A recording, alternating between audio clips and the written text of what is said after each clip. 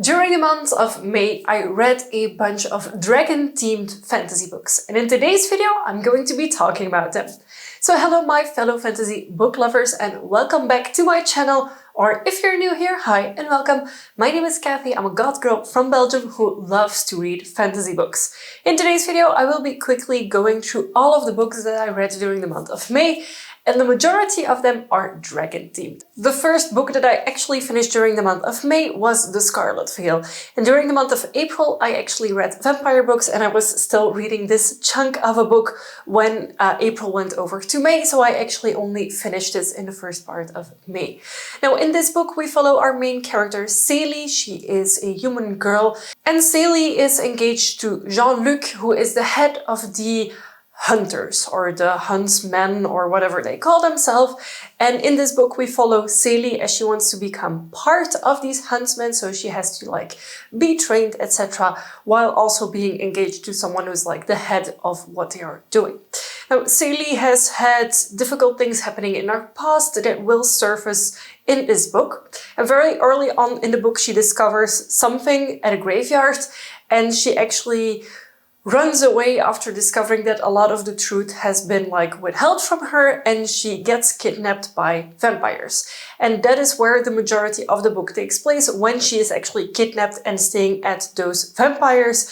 And I personally really enjoyed this book. This is more a little bit of a darker fantasy book. It felt a little bit on the edge of YA fantasy and adult fantasy, but I really enjoyed this book. And I gave this gorgeous book a 4-star rating, and it now will reside on my vampire bookshelf with all of my pretty vampire themed books. So do know that this is a fantasy with darker themes, with vampires in it and other creatures, of course, but also that the romance in this book is not sexually tinted. So if you're looking into a vampire book that has a little bit of a romance line happening nonetheless, but not like a sexual romance, then this is the book for you.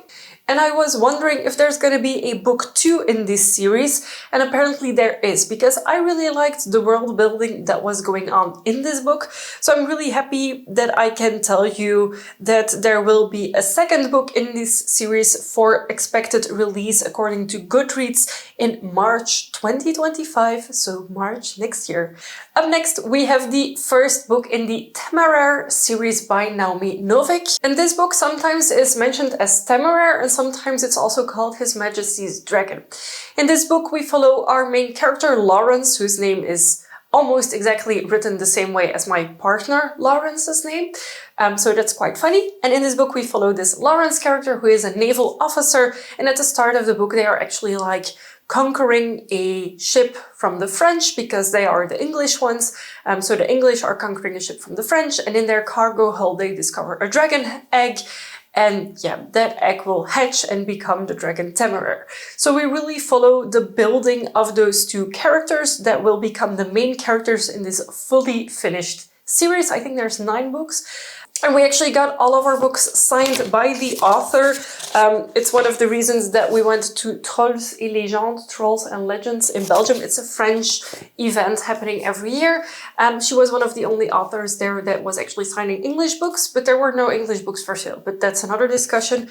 So yeah, this is the first book in the series. We own the entire series. I read this book quite fast. I think it took me a little less than a week. It's also not a chunk of a book, but I'm very much looking forward to continuing the series. I did, however, only read the first book, and I give this a 4 stars. The only reason I give this a 4 stars is because for me, I know this is the first book. I know this book sets up for more, and I don't know, war and politics are not really my jam in fantasy books, but the political elements don't bother me as much as they sometimes do in other books. But nonetheless, very present is the political landscape in these books, and also, yeah, you will recognize parts of the world that are being mentioned, etc. I give this book a 4 stars, I really enjoyed. Up next, we have the first book I read, or should I say listened to, by Margaret Weis and Tracy Hickman. They are actually actively writing a lot. And when I say a lot, I mean 20, 50, God knows how many books that are based upon D&D campaigns, so Dungeons and Dragons. I personally play D&D, and this book is actually the first book in a 3-book series, so a trilogy of books, The Dragons of Deceit. I'm not sure, this is the Dragonlance Destinies Volume 1. First of all, can we just talk about how gorgeous this book is, how epic the cover looks? And what I also really enjoyed is that your main character is not your typical white male coming of age type story. So this book I technically didn't read, I actually listened to it. We went to a festival in Germany, which was a 8-hour drive each way, so 16 hours in total, and it more or less coincided with the amount of time that we needed to actually listen to the book, which was perfect. So I listened to this book with my partner, and I have to say, I would prefer reading books than listening to books, but that of course is my personal opinion. Nonetheless, I really enjoyed it. In this book we follow Destina, who is a human girl who has her parents, and her mother is like... About her mother we don't get as many details as I would have liked to, but her father is the lord of a castle, Rosethorn Castle I think it's called. And her father is actually like a knight, and he goes to protect a tower from a dragon attack. Well, they don't know it's going to be a dragon attack, but a dragon attack happens, and her father passes away in that attack. All sorts of bad things happen to her and her family after her father passes away, because his will that he compiled cannot be found, and therefore because in this realm men inherit things and not specifically daughters, and since he only has a daughter, everything goes to her uncle or something. And that person doesn't have the best intentions for Destina and her mother and actually kicks them out. So a lot of bad things start happening in Destina's life, and I don't know how exactly, but she hears about a time-traveling device. So she goes to a mage, asks for help, and is set upon this quest on finding certain items that she needs for making this time-traveling device. I absolutely loved this book. The only reason I gave it a 4 stars is because I want to know what happens next. Like, goddammit, it ended on such a cliffhanger. I know a lot of books do. I just want to know more about these books. So yeah, this is the first book in the trilogy, so the Dragonlance Destinies Volume 1. Volume 2 is also already out, and Volume 3 is not out yet, and that's one of the reasons we are going to travel once again to Germany in the summer, and then we're gonna listen to the second book in this series, and by then, more or less, the third book will have come out. So the third book in this series is coming out somewhere this year, I think in September, but the audiobooks always take a little bit more time than the physical books. Now, I did love the book. I would have maybe preferred reading it, but then who knows when I would have read it. But now that I know that these books from the Dragonlance series are written so well, I might just borrow some more from my partner because he has a bunch of them, and I'm really intrigued now and I would like to read more of it. So from Margaret Weis and Tracy Hickman, Dragons of Deceit, and for me this was a 4-star rate. The next dragon book is something completely different. And it is A Court of Dragons and Crowns. And why is this completely different from all of the other books? Because this is technically dragon smut. The dragons in these books are dragon changelings, so it's like they can take on a human shape and a dragon shape. And the main character in this book is a gorgeous female, and sometimes I don't really like that.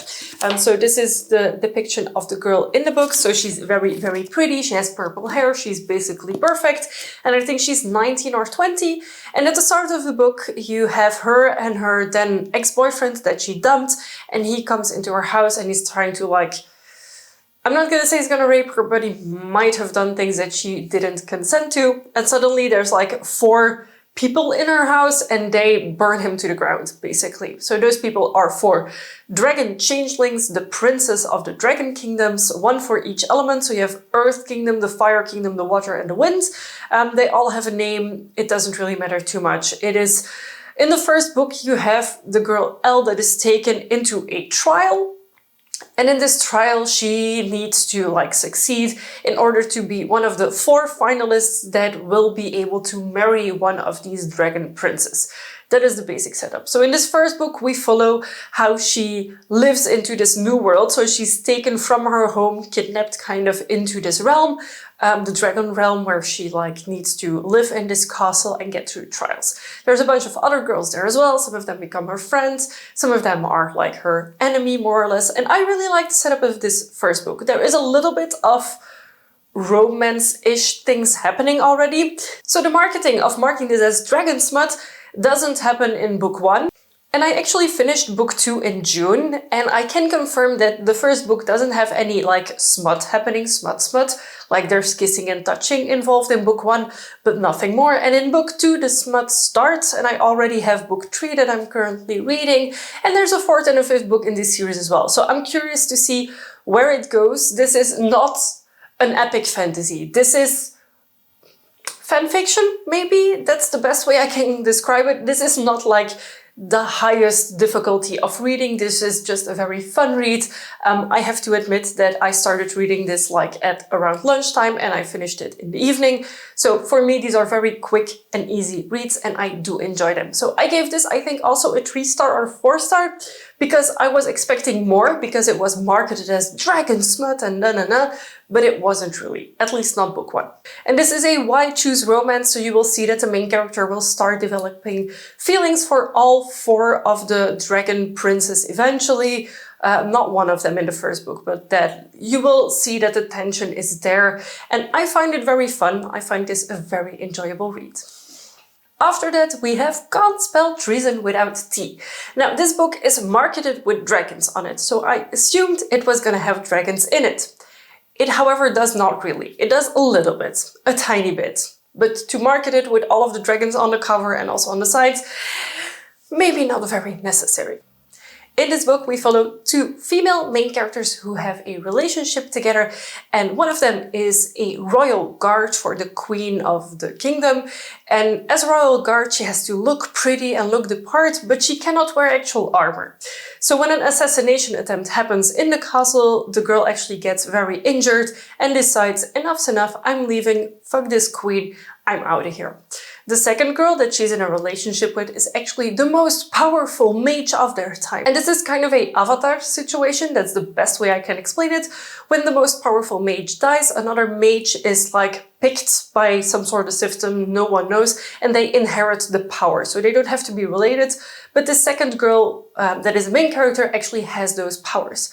So they both actually have quite a lot of responsibilities, but they often were already daydreaming of like, one day just leaving the castle, leaving their responsibilities and starting a tea house / bookshop. And that is actually what they're going to do in this book. So this book is very much like Legends and Lattes by Travis Baldree, except that we're following 2 main characters that they struggle finding a spot, the way that they met, etc. So this is not the most high-stakes fantasy book, but I really loved it. This is one of those cozy fantasies that are very popular now. This also got a 4 stars because it was one of those really nice, chill reads for me. Not too high stakes. Of course, there are some high stakes sometimes in the book, and there's like, will the queen look after the girl that has actually left her, etc. So there is a bit of like stakes in this book, but it's not like the world is gonna end. So I really enjoyed it. And then finally, the last book that I read during the month of May that actually crossed over into June, but since it's already a few days into June, I have actually finished it right now. And this is Fireborne by Rosaria Mundo. Now, these books were recommended to me whenever I was talking about Fourth Wing. This is a completed trilogy of books, and apparently it would be as good or even better. Now, in this first book, we follow the trials of dragon riders. So there's 2 dragon riders that we follow, a girl and a boy. The girl is called Annie and the boy is called Lee, and they were both orphans for different reasons. So they were both raised as orphans. Annie actually comes from a farmer's family who were killed by dragon fire. And Lee, you don't really get to know all of his backstory immediately, but he has a totally different upcoming than Annie. Now, because they are so different, they did hang out together and he has a very protective role over her. When they grew up, there was this like challenge that everyone had to take, which decides in which class you belong or live in this world or in this like country where you live. Now, this country actually had an uprising a few years ago where they killed the dragon loyalty, so the dragon like there was a royal family who were all dragon riders and they commanded the city or the country that everyone lives in. And then a few years ago, when both of them became orphans, they actually killed out that royal family and made it like a more democracy type living situation, but the class system remained. So you have the gold, the bronze, the silver, etc. So they both get into the gold class system and they both bond with a dragon, becoming dragon riders. And at the beginning of the book, we follow them into this championship with all of the dragon riders where they are like put up against each other, and the winners are then again put up against each other until there is one big winner who becomes the squadron leader or like the leader of all the dragon riders. And after that, a lot of other things happen in this book, but I really enjoyed it. I just felt a little bit like some things were too much on the nose for me, and I hope that in book 2 and book 3 that changes a little bit and things take a different turn. This is definitely a YA leaning on the adult fantasy. There is a little bit of romance and a little bit of intimacy happening, but nothing explicit. So I do really enjoy this book, and if you want Fourth Wing, but then a little bit different and not as smutty, I think Fireborne trilogy will really be something for you. And one of the reasons I gave this 3 stars is because I didn't feel as involved as I did with some of the other books. I felt like the characters were not super relatable for me. Some of the things happening in the book, I was just like, just do it, or just make something happen, or just like be more yourself, or be more standoutish. I don't know. There were just a few things that happened that I was just like rolling my eyes at. So I hope, really hope, that in book 2 and 3 it gets a little bit more mature and a little bit more fleshed out, and that maybe I don't see everything coming the way that it did in this book, because some things are just very predictable. But yeah, a very good dragon read to finish the month of May and like start the month of June, because this one actually had a lot of dragons in it. It's like one of the main themes of the book. So I'm really happy with that. So these were the 5, well actually 6 books that I read during the month of May. The first book was a April read that I finished in May, and the last one I actually started at the end of May and finished in the first part of June. I hope this video gave you some concrete information about these books. Should you have any questions at all, feel free to ask them in the comment section down below. And of course, feel free to let me know what books have you read during the month of May, and was there any in particular that you really enjoyed a lot? From this pile, if I have to recommend one book, I think it would be Dragons of Deceit by Weis and Hickman, because that one really took me by surprise. Give this video a big thumbs up if you liked it. Don't forget to subscribe to my channel if you haven't already. I make new videos every week and I would love to have you for every single one of them. Thank you so much for watching. We'll see you very soon with a new video. Bye!